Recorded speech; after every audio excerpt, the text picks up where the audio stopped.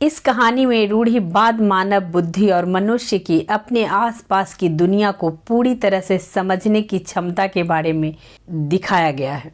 निराशावादी दृष्टिकोण है इसमें घूंघट प्रथा को लेकर। परिणाम स्वरूप रूढ़िवादता अपने विचारों को आजमाई हुई और परखी हुई परंपराओं पर आधारित करती है, जो समय के साथ साथ चली आ रही है और विरासत में मिली है। चलिए तो इस कहानी के जरिए हम जानने की कोशिश करते हैं महिलाओं की उस पहलू को जिससे वो आज भी जूझ रही हैं। मज़ेदार इसलिए कहा क्योंकि इसमें थोड़ी बहुत कॉमेडी भी है, और अगर आप ध्यान से इसे देखेंगे और अपनी भावनाओं को जोड़कर देखेंगे तो उसमें वो दो ऐसी लेडीज की कहानी दिखाई गई है जो अपनी प्रॉब्लम को कैसे फेस कर रही है, उसे इस फिल्म में दर्शाया गया है। लापता लेडी के नाम से ही साफ है कि कहानी दो लेडीज के बारे में होने वाली है। इन लेडीज की दिक्कत क्या है और कैसे ये लापता हो गई, यही फिल्म में देखने वाली बात है। कैसी है किरण राव के निर्देशन में बनी ये फिल्म। स्त्री होना बड़ा ही मुश्किल है। हम सभी इस बात को रोज किसी न किसी कहीं न कहीं से सुनते हैं, लेकिन समझते कम ही हैं।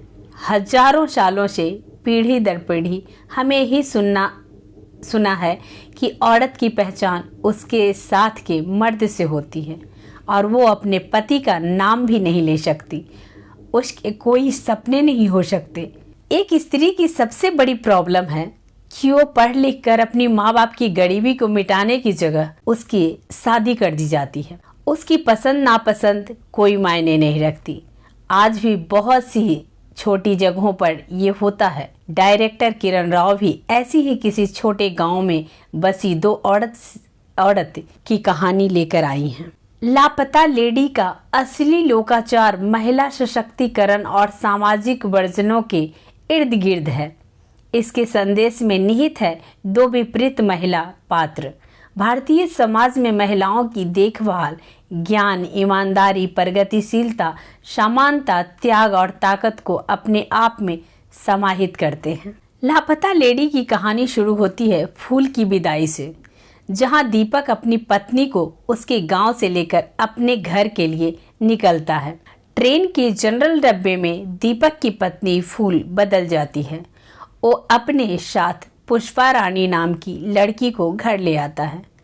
घूंघट उठाते ही पता चलता है कि दीपक की पत्नी बदल गई है और हैरान परेशान दीपक अपनी पत्नी फूल की तलाश में लग जाता है। पुलिस का असली सहारा लेता है, जहां थानेदार मनोहर से उसका पाला पड़ता है और एक दीपक अपनी पत्नी की खोज में बेशुद्ध मारा फिरता है।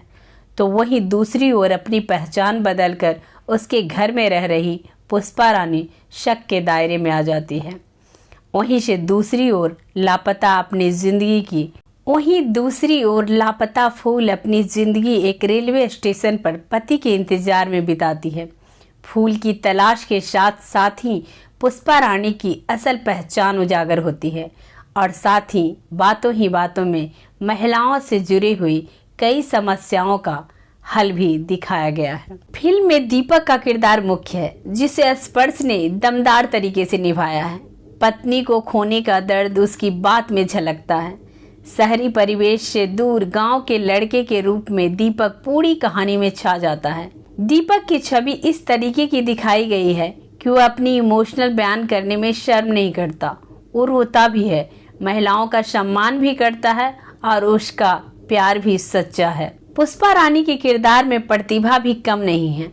उनका किरदार एक ऐसी महिला का है जो सामाजिक बंधनों से भाग रही हैं, जो जिंदगी को कुछ बेहतर करने के लिए कुछ झूठ बोलती दिखती हैं, लेकिन उसका मकसद किसी को नुकसान पहुंचाना नहीं है। वो झूठ के सहारे भी लोगों की जिंदगी बदलती हैं। दीपक को उसकी जिंदगी की ज्योति देती हैं। दीपक की भाभी और माँ को जिंदगी का मकसद दे जाती हैं। अब आते हैं फूल पर, जो एक नाजुक सी कली सी लड़की है। उसकी जिंदगी का सिर्फ एक ही मकसद है, शादी के बाद ससुराल वालों को खुश रखना। पति से बिछड़ने के बाद उसे जीवन का असली मतलब समझ आता है और रेलवे स्टेशन पर बीतने वाले चंद दिन उसे सशक्त बनाते हैं। इस फिल्म में हल्के फुल्के डायलॉग के जरिए ही गहरी बातें कही गई हैं। चाहे दहेज में दिए गए मोबाइल फोन को लग्जरी के तौर पर दिखा रहा है या फिर एक महिला का खेती के बारे में जागरूक होने पर लोगों को अचंभित कर रहा है। फूल अपनी संपूर्ण महिमा भारतीय नारीत्व का प्रतीक दिखाई गई है। जब हर कोई विश्वास खो चुका है तब भी उसे विश्वास है कि उसका पति सभी बाधाओं के बावजूद उसे ढूंढ लेगा। फिल्म में सामाजिक वर्जनाओं को भी दर्शाया गया है। घर की महिलाओं के मन का खाना कहाँ बनेगा कि आसपास का संवाद अधिकांश घरों के बारे में सही स्वर में बोला जाता है। घर में महिलाओं की पसंद नापसंद के बारे में कौन सोचता है। इसके अलावा सास बहू के रिश्ते पर एक गंभीर सवाल तब उठता है जब दीपक की मां अपनी सास से पूछती है, क्या हम दोस्त नहीं बन सकते। यह प्रश्न सभी घरों में गूंजता है और आमतौर पर कठिन रिश्तों के बीच यह संदेश देता है। इधर फूल जो स्टेशन पर अजनबियों से मिलने वाली देखभाल असली भारत को दिखाता है, जहां लोग बिना किसी स्वार्थ के एक दूसरे की मदद करने के लिए तैयार हैं। छोटू का किरदार जो स्टेशन पर फूल को उसके सभी संघर्षों में मदद करता है, वह है निस्वार्थ और उसकी मदद के लिए हर संभव प्रयास करता हुआ इंसान। फूल कुमारी की ईमानदारी और मासूमियत और जया की बुद्धिमत्ता और प्रगतिशीलता से पूरी होती है इस फिल्म की कहानी। फूल घरेलू कौशल चित्रण है तो जया ज्ञान और विज्ञान की प्यास से पूरक है। जया और फूल के किरदारों में दो घोर विरोधाभास के बीच ईमानदारी और मासूमियत का एक समान बिंदु थी। पूरी फिल्म उस मासूमियत और ईमानदार से जुड़ाव महसूस करता है। रूढ़िवादिता का मेन मकसद इसमें क्या दिखाया गया है, जैसे घूंघट प्रथा, जैसे बेटियों को न पढ़ाना, जैसे रूढ़िवादी विचारधारा क्या है, पुराने समय या जमाने से चली आ रही सोच, विचार, भाव, एहसास या समझ को वर्तमान में भी मानने की चलन या जिद रूढ़िवाद है, बिना यह जाने कि भले ही यह वर्तमान परिस्थितियों में अनुकूल या लाभकारी है या नहीं। जो ऐसा विचार रखता है वही रूढ़िवादी है। जैसे इस फिल्म की कहानी का सबसे बड़ा प्रॉब्लम था घूंघट प्रथा।